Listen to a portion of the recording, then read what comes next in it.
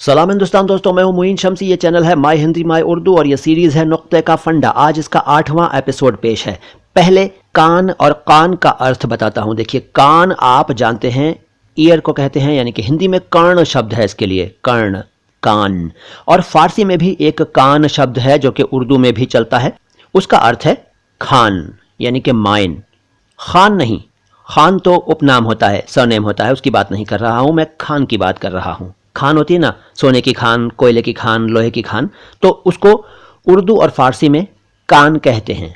यहाँ ये कहना चाहूँगा कि अगर आप खान और खान शब्दों के बारे में डिटेल में जानना चाहते हैं और खुदा, खुदा, खुदाई, खुदाई, इन शब्दों के बारे में भी डिटेल में जानना चाहते हैं तो हमारे कुछ वीडियोस इस चैनल पर मौजूद हैं, ख और खा वाले, उनको देख लीजिए। आप बहुत विस्तार से समझ जाएंगे इन सभी शब्दों के अर्थ के बारे में और उनके उच्चारण के बारे में।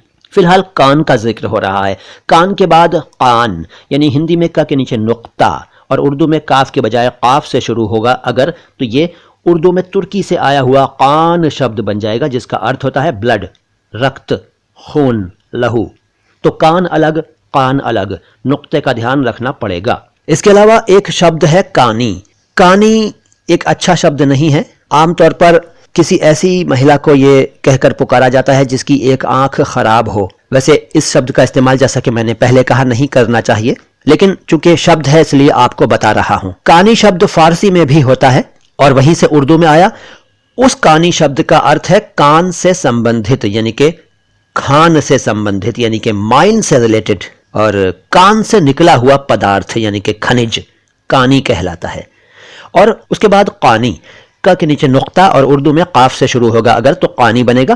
कानी उर्दू में तुर्की भाषा से आया, इसका अर्थ है बहुत ज्यादा लाल। तो कानी अलग, कानी अलग।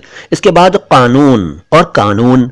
कई लोग कानून को कानून कह देते हैं, लेकिन वो ये नहीं जानते कि ऐसा कहकर, ऐसा करके वो अर्थ बदल देते हैं अनजाने में। आज इन दोनों शब्दों के बारे में विस्तार से बताता हूं। देखिए, कानून जो है यानी कि लॉ, नियम, उसूल, रूल, रीति, परंपरा और रिवाज, इन अर्थों में कानून शब्द का इस्तेमाल किया जाता है। उर्दू में अरबी से आया और हिंदी में भी खूब चलता है। लेकिन अगर आप इसको कानून कर देंगे, यानी कि का के नीचे से नुक्ता हटा लेंगे, तो ये फारसी भाषा से उर्दू में आया हुआ शब्द कानून बन जाएगा। और कानून का अर्थ होता है भट्टी, चूल्हा, अंगीठी। तो देखिए साहब, अर्थ बदल गया ना। तो कानून और कानून दोनों के अर्थों को ध्यान में रखिएगा अगली बार जब भी आप कानून को कानून बोलने लगे। अच्छा, अगर किसी को क और क के उच्चारण में कोई मुश्किल है, कोई प्रॉब्लम है, तो इन दोनों अक्षरों के उच्चारण को समझाने के लिए हमारे इस चैनल पर कुछ वीडियोस मौजूद हैं, क और क वाले, उनको देख लीजिएगा। आगे चलते हैं। अगली जोड़ी है शब्दों की, काने और काने।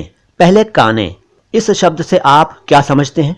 यकीनन वही समझते होंगे जो मैं समझाना चाह रहा हूं, यानी कि यह भी एक ऐसा शब्द है जिसका इस्तेमाल हमें नहीं करना चाहिए। अच्छा शब्द नहीं है। सिंगल आइड मैन को इस तरह से कह दिया जाता है, नहीं कहना चाहिए, गलत है। तो इस शब्द को छोड़ते हैं और काने पर आते हैं। काने यानी कि का के नीचे नुक्ता अगर लगा हो और उर्दू में काफ से शुरू हो रहा हो तो काने कहलाता है। असल में सही उच्चारण है काने, काने, लेकिन इस तरह से बोला नहीं जा सकता, तो काने कह देते हैं। उर्दू में यह फारसी भाषा से आया। इसका अर्थ है जो मिल जाए उसी में संतुष्ट हो जाने वाला व्यक्ति, यानी जो कुछ भी मिल जाए उसी से संतोष कर लेने वाला व्यक्ति काने कहलाता है। तो काने अलग और काने अलग। अगला शब्द है काफ और काफ। असल में ये अक्षर हैं, यहाँ उच्चारण समझाना है इसलिए मैंने इनको लिया। पहले काफ। देखिए, काफ जैसा कि आप देख ही रहे हैं इस तरह से बनता है। उर्दू का एक अक्षर है, अरबी में भी ये अक्षर है और फारसी में भी ये अक्षर है, काफ। इस शब्द के उच्चारण को हिंदी में लिखेंगे तो का के नीचे नुक्ता नहीं लगाएंगे और फ के नीचे नुक्ता लगाएंगे तो ये बन जाएगा काफ। लेकिन अगर हिंदी में क के नीचे भी नुक्ता लगा देंगे तो ये बन जाएगा काफ। और अक्षर ये भी है उर्दू, फारसी और अरबी का, काफ। लेकिन साउंड दोनों के अलग हैं, जैसा कि आप सुन ही रहे हैं। पहले काफ और फिर काफ। काफ अलग, काफ अलग। यहां यह कहना चाहूंगा कि छोटा काफ बड़ा काफ कुछ नहीं होता। ये छोटा बड़ा का कोई चक्कर ही नहीं है, क्योंकि दोनों के साउंड्स अलग हैं। कुछ बच्चों ने, कुछ लोगों ने छोटा काफ बड़ा काफ पढ़ा है तो वो वैसे ही अभी तक सोचते हैं और बोलते हैं, ऐसा नहीं करना चाहिए। छोटा बड़ा कुछ नहीं होता, ना कोई छोटा है दोनों में, ना कोई बड़ा है, क्योंकि एक काफ है, दूसरा काफ है। वैसे काफ जो है वो एक नाम भी है। काकेशिया को काफ कहते हैं और जिन लोगों ने उर्दू स्टोरीज पढ़ी हैं तो उन्होंने कोह काफ की परी का जिक्र जरूर पढ़ा होगा, सुना होगा कि कोह काफ में एक परी थी, बड़ी सुंदर थी, ये थी वो थी। तो वो काफ जो है कोह काफ वाला, उसके बारे में बताता हूं। देखिए, कोह का मतलब होता है पहाड़ और काफ जैसा कि मैंने पहले बताया काकेशिया, यानी काकेशिया पहाड़ की परी कोह काफ की परी कहलाती है। परियों की कहानियों वाली बात कर रहा हूं मैं।